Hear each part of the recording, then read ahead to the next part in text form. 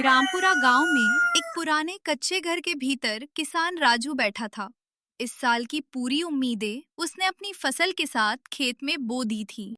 लक्ष्मी, इस बार फसल अच्छी लग रही है। लगता है भगवान ने दया दिखाई है। राजू, अगर बच्चों को भूखे पेट रात न सोनी पड़े तो उससे बड़ी शांति और क्या होगी। पापा, क्या इस साल मैं स्कूल जा पाऊंगा? जाओगे बेटा, नई कपड़े नई किताबें सब दिलाऊंगा। उस घर में हंसी की आवाज गूंज रही थी, लेकिन किस्मत उनके घर की परीक्षा लेने वाली थी। आसमान काला पड़ गया, हवा गरजने लगी, बारिश जैसे पूरे खेत को उजाड़ने के इरादे से बरसने लगी। राजू, खेत में पानी भर गया है। हे भगवान, हमारी फसल मत ले जाना। फसल पानी में डूबकर नष्ट हो चुकी थी। राजू की आंखें दर्द से भर आईं। अब बच्चों को क्या खिलाएंगे? हम कैसे जिएंगे? अगली सुबह राजू रामपुरा के सेठ के घर गया, थोड़ी राहत की उम्मीद लेकर।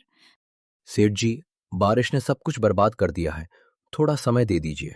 कागजों के हिसाब से जमीन अब मेरी है, तुरंत खाली करो। सेठ, ये मेरी पुश्तैनी जमीन है। मुझे भावनाएं नहीं चाहिए, कागज ही सबूत हैं। जाओ। इस तरह राजू, लक्ष्मी और कुमार रामपुरा छोड़कर जंगल की ओर निकल पड़े। बाबा, हमारे पास रहने की जगह नहीं है, हम बहुत संकट में हैं। बेटा, तुम्हारी बातों में सच्चाई है। ये झोपड़ी छोटी है, लेकिन अब यही तुम्हारा घर है। नई लड़ाई, नया जीवन।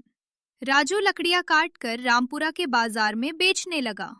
पापा, आज किताब मिलेगी क्या? आज नहीं बेटा, कल जरूर लेकर आऊंगा। ज्यादा लकड़ी काटकर ज्यादा पैसे कमाने के लिए एक दिन राजू जंगल के भीतर बहुत दूर चला गया। बारिश और अंधेरे में वो रास्ता भटक गया। हे भगवान, कुछ दिखाई नहीं दे रहा, चारों तरफ अंधेरा है। तभी एक गुफा से हल्की सी रोशनी निकलती दिखी।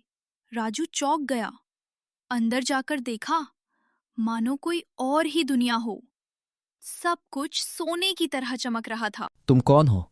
राजा से मिलना होगा। तुम कौन हो? महाराज, मैं एक किसान हूँ। बारिश ने हमें बर्बाद कर दिया। मैं अपने बच्चों के लिए संघर्ष कर रहा हूँ। तुम्हारी ईमानदारी तुम्हारे भीतर चमक रही है। तुम्हारा परिश्रम और धर्म तुम्हें उसका फल अवश्य देगा। राजा ने सोने के सिक्कों से भरा एक संदूक दिया। महाराज, मैं कोई डाकू नहीं हूँ। ये दान नहीं है, ये तुम्हारी सच्चाई का सम्मान है। कर्ज चुकाकर राजू ने अपनी जमीन वापस पा ली, लेकिन ये बात सेठ को सहन नहीं हुई। मैं जरूर पता लगाऊंगा, इसे फिर से उसी गरीबी में धकेल दूंगा। सेठ का कर्ज चुकाने के बाद राजू ने अपना खुद का घर बना लिया। कुछ दिनों बाद राजमहल से एक संदेश आया। राजू, महाराज ने आपको तुरंत बुलाया है। राजू, तुम्हारा चरित्र इस राज्य को चाहिए। हमारा उत्तराधिकारी तुम हो। महाराज, मैं तो एक किसान हूँ। इसीलिए तुम योग्य हो। किसान का हृदय ही सच्चे राजा का हृदय होता है। मैं ये स्वीकार करता हूँ महाराज, लेकिन मैं राजा नहीं, जन सेवक बनकर रहूंगा। मिट्टी में संघर्ष करने वाला राजू आज लोगों के दिलों में बसने वाला सच्चा राजा बन गया। लालची सेठ अपनी ही लालसा में खो गया। ईमानदारी और परिश्रम हमेशा प्रकाश लेकर आते हैं।